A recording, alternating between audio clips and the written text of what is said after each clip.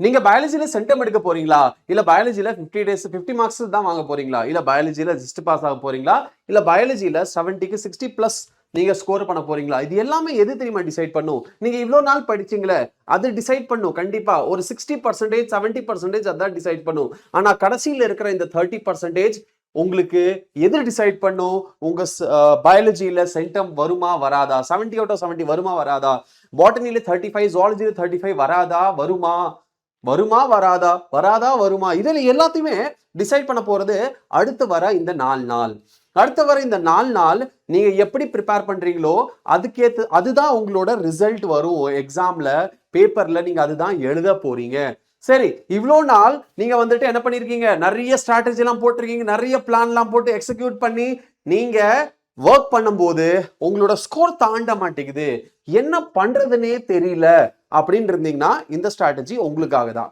இல்ல நீங்க இவ்வளவு நாள் ஸ்ட்ராட்டஜி ஃபாலோ போட்டுட்டு இருக்கீங்க, ஆனா உங்களால ஃபாலோ பண்ண முடியல, பிராக்டிக்கல் ஸ்ட்ராட்டஜி உங்களால போட முடியல, பிளான் போட முடியல, உங்களால அதுக்கு போட்ட பிளானை எக்ஸிக்யூட் பண்ண முடியல, கரெக்டான பிளான் அப்படிங்கிறது வர மாட்டேங்குது, ரியலிஸ்டிக்கா இல்ல, இந்த ஸ்ட்ராட்டஜி ஃபாலோ பண்ணி பாருங்க. அது எல்லாமே உங்களோட தாட்டே அப்சைட் டவுனா மாறிடும்.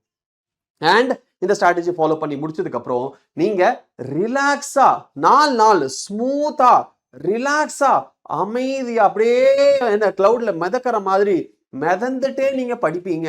ஆனா படிச்சு முடிச்சதுக்கு அப்புறம் எக்ஸாம் எழுதும் போது உங்க மூஞ்சில இருந்து அந்த ஸ்மைல் போகாது.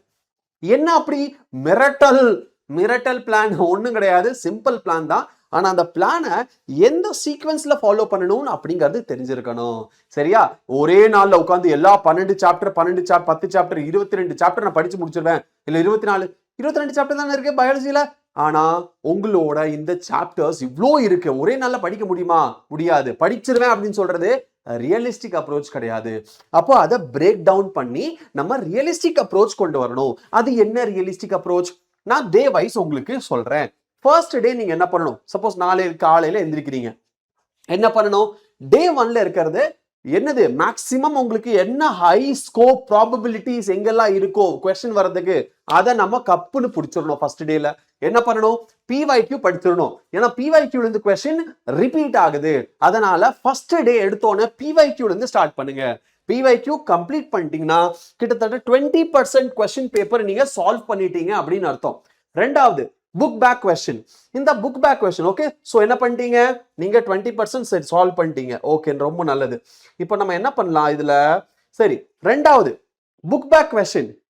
புக் பேக் கொஸ்டின் உங்களுக்கு ரொம்ப முக்கியம். ஏன்? ஏன்னா டைரக்ட் அப்படியே கொஸ்டின் வருது. நீங்க பயோசுவாலஜில பாத்தீங்கன்னா கிட்டத்தட்ட 30% கொஸ்டின்ஸ் புக் பேக்ல இருந்து வந்திருக்கு. அண்ட் அதே பிவைக்யூ தான். சோ நம்ம கூட்டி கழிச்சு பார்த்தா கணக்கு 30% ஆஃப் த கொஸ்டின் பேப்பர் நீங்க இது ரெண்டு படிச்சாலே கவர் பண்ணிடலாம். எது? இது ரெண்டு படிச்சா நீங்க 30% of the question paper cover பண்ணிடலாம். மேஜர் விஷயத்தை இக்னோர் பண்ணிட்டா, என்னது டயக்ராம் டெஃபினிஷன் அதெல்லாமே ஓகே, 30% பேப்பர் கவர் பண்ணிடலாம். அண்ட் 30 மார்க் உங்களுக்கு ஃபர்ஸ்ட் டே படிச்சு முடிக்கும் போதே வந்துடும். ஆனா படிச்சுட்டு மட்டும் விடக்கூடாது இல்லையா? ஸோ காலையில இருந்து நீங்க சாயந்தரம் வரைக்கும் நீங்க எவ்வளோ டைம் எடுக்கணுமோ, எது உங்களுக்கு ஸ்ட்ராங் எது வீக், எப்படி படிக்கணும் இதெல்லாம் நீங்க டிசைட் பண்ணிக்கோங்க. மேபி காலையில இருந்து மத்தியானம் வரைக்கும் பாட்டனி, அதுக்கப்புறம் சாயந்தரம் வரைக்கும் ஜுவாலஜி, இல்ல காலையில இருந்து மத்தியானம் வரைக்கும் ஜுவாலஜி, அதுக்கப்புறம் நீங்க பாட்டனி. உங்களுக்கு எது கன்வீனியன்ட்டா இருக்கோ, எது உங்களோட சப்ஜெக்ட் ரொம்ப ஸ்ட்ராங்கா இருக்கோ அதை நீங்க செகண்ட் ஹாஃப்ல வச்சுக்கோங்க. ஏன்னா செகண்ட் ஹாஃப்ல கொஞ்சம் தூக்கம் வர மாதிரி இருக்கும், இல்ல சாப்பிட்டதுக்கு அப்புறம் கொஞ்சம் டல்னஸா இருக்கும், டயர்டா இருக்கும். அப்ப பிடிச்ச சப்ஜெக்ட் நீங்க வச்சீங்கன்னா உங்களுக்கு ஈஸியா இருக்கும். சரியா? ரைட். இப்போ என்ன பண்ணணும்? ஈவினிங் வரைக்கும் படிச்சாச்சு. ஈவினிங் அப்புறம் நீங்க ஒரு டெஸ்ட் எழுதி பாருங்க. நீங்க என்ன பண்ணுங்க? ஈவினிங்ல ஒரு டெஸ்ட் எழுதுங்க. அண்ட் அந்த டெஸ்ட் எழுதிட்டு செல்ஃப் கரெக்ஷன் பண்ணுங்க. என்ன தப்பு பண்றீங்கன்னு அப்பதான் உங்களுக்கும் புரியும். அண்ட் அந்த தப்பை நீங்க ரிப்பீட் பண்ண மாட்டீங்க, ஏன்னா நீங்க கரெக்ஷன் பண்றீங்க. ஸோ செல்ஃப் கரெக்ஷன் நீங்க பண்ணுங்க. நீங்க எழுதின டெஸ்ட்டுக்கு செல்ஃப் கரெக்ஷன் டே 1 முடிஞ்சது. 30% ஆஃப் த சிலபஸ், 30 மார்க்ஸ் இல்ல sorry, 30% of the question paper நம்ம சால்வ் பண்ணியாச்சு.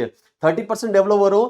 மேத்தமெட்டிக்ஸ் ஸ்டூடெண்ட்ஸ் இல்ல நம்ம, அதனால அதெல்லாம் கால்குலேஷன் பண்ண வேண்டாம். பட் எஸ் 30% முடிச்சாச்சு. டே 2 வந்துருச்சு. டே 2ல என்ன பண்ணணும்? All important book inside. ஏன்னா நம்மளுக்கு தெரியும் புக் இன்சைடு கொஸ்டினும் கேட்குறாங்க.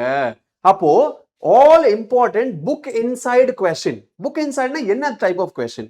1 மார்க் கொஸ்டின், அது நாங்களே சொல்லிடுறோம் இல்லையா? நாங்க பிராக்டிஸ் கிளாஸ்ல பிராக்டிஸ் பண்ண வைப்போம். 2 mark question, 3 mark question and 5 mark question. All book inside 1 mark, 2 mark, 3 mark and 5 mark question. நீங்க எங்க கூட லைவ் அட்டெண்ட் பண்ணி என்ன பண்ணலாம்? லைவ் அட்டெண்ட் பண்ணி அது எல்லாத்தையும் சால்வ் பண்ணலாம். கரெக்டா? அப்போ நீங்க இத சால்வ் பண்ணணும். எத்தனாவது நாள்? டே 2ல இருக்கு. டே 2ல இது நீங்க சால்வ் பண்ணணும். சரி, இத சால்வ் பண்ணி முடிச்சதுக்கு அப்புறம் மறுபடியும் ஈவினிங் என்ன பண்ணுவீங்க? ஈவினிங் சரி, ஈவினிங் டெஸ்ட் எழுதுவீங்க. டெஸ்ட் எழுதி செல்ஃப் கரெக்ஷன் பண்ணுவீங்க. அதுல இருக்கிற எரரும் மறுபடியும் நோட் பண்ணி வைப்பீங்க, ரிவைஸ் பண்ணுவீங்க. ஆனா அப்போ நேத்து பண்ண தப்பு மறந்துருச்சு. மறுபடியும் எப்பெல்லாம் உங்களுக்கு வந்து ஜஸ்ட் ஒரு சேஞ்ச் பண்ணுமோ, just for a change, small change நம்ம பண்ணணும், கொஞ்சம் மைண்ட் சேஞ்ச் பண்ணணும் அப்படின்னா நேத்து பண்ண தப்ப மறுபடியும் ஒரு தாட்டி ரிவைஸ் பண்ணுங்க. அப்ப என்னாகும்? ஜஸ்ட் ஃபார் அ சேஞ்ச் உங்களுக்கு மைண்டும் டைவர்ட் ஆகும், மைண்டும் சேஞ்ச் ஆகும் அண்ட் 2 நாளோட ரிவிஷனும் முடிஞ்சிரும். டே 2 கம்ப்ளீட்டட். டே 3ல நீங்க என்ன பண்ணலாம்? டே 3ல all important diagrams, definitions, difference between, distinguish between, okay, இது எல்லாமே. அதுக்கப்புறம் சயின்டிஸ்டோட பேரு, எந்த இயர், என்ன எக்ஸ்பெரிமெண்ட் பண்ணியிருக்காங்க, இந்த மாதிரி information, facts, datas and tables இருக்கிற அத்தனை டேபிள்ஸ் நீங்க டே 3ல படிக்க போறீங்க. இத கடைசி நாளா இருக்க போது நீங்க படிக்க போறதுக்கு. ஏன்னா ஆல்ரெடி நீங்க எது இம்பார்ட்டன்ட் பிவைக்கு படிச்சாச்சு. உங்களோட கம்பல்சரி கொஸ்டின் நான் இதுக்கு நேத்தே நான் உங்களுக்கு முடிச்சிட்டேன் இல்லையா? Compulsory question. ஸோ இன்னைக்கு பிரைட்டன் சாரும் நீங்க மோஸ்ட்லி எடுத்திருப்பாரு. ஸோ நம்ம என்னாச்சு? கம்பல்சரி கொஸ்டின் ஆல்ரெடி நம்ம படிச்சு முடிச்சாச்சு. சரி, டைம் கிடைக்கும் போது நீங்க கம்பல்சரி கொஸ்டின் இடையில பூத்தரலாம். பட் தனியா அது எக்ஸ்ட்ரா படிக்கணும்னு அவசியம் கிடையாது. நான் சொன்ன கொஸ்டின் படிச்சுக்கோங்க போதும். அண்ட் இதெல்லாம் படிச்சிருப்பீங்களா? That will be sufficient. அப்ப நீங்க என்ன பண்ணுவீங்க? இருக்கிற டயக்ராம்ஸ் இதுதான் பூஸ்டர் உங்களுக்கு. சரி, அப்போ நீங்க 30% முடிச்சிருப்பீங்க. Book inside 1 mark 2 mark 3 mark படிச்சீங்கன்னா ஒரு 30% இங்க பூஸ்ட் கிடைக்கும். டோட்டல் 60% நீங்க கவர் பண்ணிட்டீங்க. அதுக்கப்புறம் என்ன ஆகும்? Diagrams, definition, difference between scientist and years நீங்க பாத்தீங்கன்னா கிட்டத்தட்ட 30 to 40% இந்த மாதிரி தான் கேட்குறாங்க. டெஃபினிஷன், டயக்ராம்ஸ், டிஃபரன்ஸ் பிட்வீன் நீங்க பயோசுவாலஜி கொஸ்டின் பேப்பர் எடுத்து பாருங்க. Last year biology question paper எடுத்து பாருங்க. அப்படிதான் இருக்கு. இதுதான் கால்குலேஷன். அப்போ நீங்க இதை கவர் பண்ணிட்டீங்கன்னா கிட்டத்தட்ட நெக்ஸ்ட் 40% கவர் ஆயிருச்சு. ஆனா 40% கவர் பண்ணிட்டு நீங்க சாயந்தரம் நீங்க டெஸ்ட் எழுதி பார்க்கும்போது எரர் வரும். இதுக்கு முன்னத்த நாளும் எழுதியிருப்பீங்க டெஸ்ட், அதுலயும் எரர் வந்திருக்கும். அதுக்கு முன்னத்த நாள் எழுதியிருப்பீங்க, அதுலயும் எரர் வந்திருக்கும். இந்த 3 எரரை கம்பைன் பண்ணிக்கோங்க. கம்பைன் பண்ணி மறுபடியும் ஒரு தாட்டி ரிவைஸ் பண்ணிருங்க. சரியா? ரிவைஸ் பண்ணியாச்சு. அப்போ கிட்டத்தட்ட எல்லா சிலபஸுமே, ஹோல் சிலபஸுமே நம்ம 3 நாள்ல முடிச்சாச்சு. ஆனா நம்மளுக்கு ஏதோ பாதி ஏதோ விட்ட மாதிரியே இருக்கு. கம்ப்ளீட்டா படிச்ச மாதிரி நம்மளுக்கு ஒரு ஃபீலிங் வராது. 3வது நாள் நீங்க நல்லா ஐயோ ஏதோ மிஸ் ஆகுது, ஐயோ ஏதோ மிஸ் ஆகுதுன்னே தோணும். அதுக்கு தான் டே 4. அதுக்கு தான் என்னது? டே 4. டே 4ல என்ன பண்ணணும்? இதுதான் ஃபைனல் டே. ஓகே, இதுதான் ஃபைனல் டே. டே 4ல நீங்க என்னெல்லாம் தப்பு பண்ணீங்களோ, டெஸ்ட் 1ல, டெஸ்ட் 2ல, டெஸ்ட் 3ல, அது எல்லா டெஸ்டோட எரரை நீங்க ரிவைஸ் பண்ணுங்க, அனலைஸ் பண்ணுங்க, திருப்பி திருப்பி படிச்சு பாருங்க. இது ஒண்ணு. 2வது டெஸ்ட். அந்த ஒரு நாளைக்கு உட்கார்ந்து அட்லீஸ்ட் ஒரு 2 ஃபுல் டெஸ்ட் ஆச்சு எழுதுங்க. 2 model question paper, previous year question paper கிடையாது. ஏன்னா நீங்க ஆல்ரெடி சால்வ் பண்ணிருப்பீங்க. அதே தான் நீங்க எழுத போறீங்க. அது எழுத வேண்டாம். வேற ஏதாச்சும் புதுசா உங்களுக்கு ஸ்கூல்ல கொடுத்துருக்கலாம், உங்க புக்ல இருக்கலாம், ஒரு எங்காச்சும் கிடைச்சிருக்கலாம். அந்த மாடல் கொஸ்டின் பேப்பரை எடுத்து நீங்க சால்வ் பண்ணுங்க. 2 டெஸ்ட் நீங்க எழுதுங்க. ஃபர்ஸ்ட் ஒரு டெஸ்ட் எழுதுங்க. அதுல என்ன மிஸ்டேக் கரெக்ஷன் பண்ணுங்க. என்ன மிஸ்டேக் பண்ணீங்க அதை ரிவைஸ் பண்ணிருங்க. செகண்ட் ஒரு டெஸ்ட் எழுதுங்க, செல்ஃப் கரெக்ஷன் பண்ணுங்க. என்ன பிரச்சனை பண்றீங்க ரிவைஸ் பண்ணுங்க. ஸோ மொத்தம் 5 டெஸ்ட் எழுதிருவீங்க. அண்ட் அந்த 5 டெஸ்டோட எரர் நீங்க கண்டுபிடிச்சிருப்பீங்க. அதை நீங்க ரிவைஸ் பண்ணிருப்பீங்க. அவ்வளவுதான். 100% பிளானிங், 100% எக்ஸிகியூஷன் நம்ம முடிச்சாச்சு. அப்ப என்ன பண்ணலாம்? இது எவ்வளவு நாள்? நம்ம மத்தியானம் சாயந்தரம் ஒரு 3-4 மணி வரைக்கும், இல்ல 6 மணி வரைக்கும் மேக்சிமம் இது எல்லாத்தையும் நீங்க முடிச்சிடணும். அதுக்கப்புறம் நீங்க என்ன பண்ணணும்? ஒண்ணும் கிடையாது. என்ன பண்ணணும்? அடுத்தது நீங்க என்ன பண்ணணும்? எஸ், அடுத்தது டே 4ஓட ஈவினிங்ல ரிவைஸ் அண்ட் ரிலாக்ஸ். ரிவைஸ் பண்ணி ரிலாக்ஸா இருக்கலாம். சரியா? எந்த ஒரு எக்ஸ்ட்ரா ஸ்ட்ரெஸ் எடுத்துக்காம ஜாலியா நீங்க ஜஸ்ட் சும்மா புக்கை மட்டும் புரட்டிக்கிட்டே இருங்க, அதை படம் பார்த்துட்டு இருங்க, டயக்ராம்ஸ் பார்த்துட்டு இருங்க.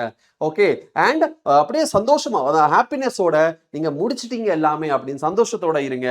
அப்படி இருந்தீங்கன்னா அடுத்த நாள் எக்ஸாம்ல 70 out of 70 உங்களுக்கு கிடைக்கிறது கேரண்டீடு, நிச்சயம். சரியா? எப்படி இருக்கு இந்த பிளான்? செம்மையா இருக்கா பிளான்? ஃபாலோ பண்ணுங்க, கண்டிப்பா உங்களால ஃபாலோ பண்ண முடியும். இது எக்ஸிக்யூட்டும் உங்களால பண்ண முடியும். சரியா? All the best for your examination. 70 out of 70 வாங்கிட்டு நீங்க பேப்பர் டிஸ்கஷன்ல சார் சென்டம் எடுத்துட்டேன் அப்படிங்கிறது தான் நீங்க சாட் பாக்ஸ்ல போடணும். சரியா? All the best.